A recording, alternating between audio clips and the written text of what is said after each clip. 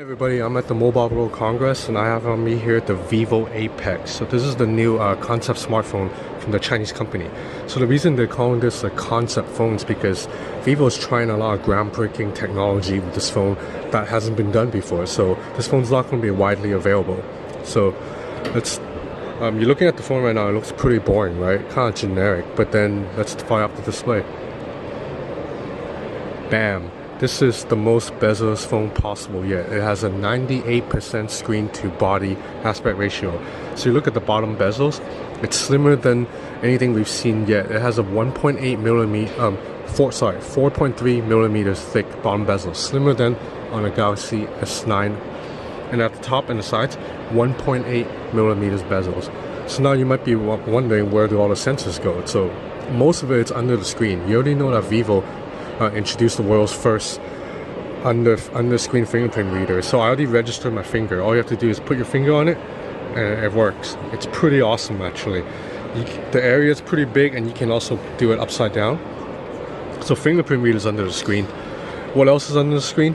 It's an OLED display too, by the way. So let's make a phone call. So now I'm making a phone call. See, the ambient sensor is also under the screen. So now the only thing missing here, it's an earpiece and a selfie camera. The earpiece, there is none. Instead, the phone will vibrate sound to you through the metal frames, just like on the Xiaomi Mi Mix.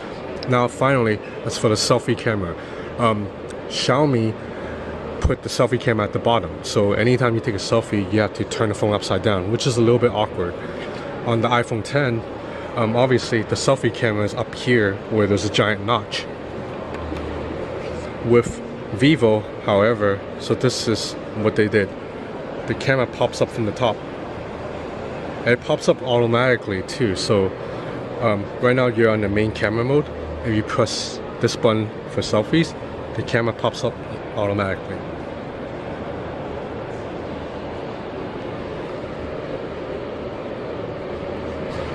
So when you go back to the home screen, the camera goes down automatically. So there is no digital home button, there is no digital buttons. So instead you swipe to go home, or you swipe from here to bring up recent apps, I believe. So it's a swiping gesture just like on previous Vivo devices. Everything else is really top notch. This phone has a Snapdragon 845 chipset with 6 gigs of RAM. So obviously there is no pricing yet, but this is looking really, really awesome.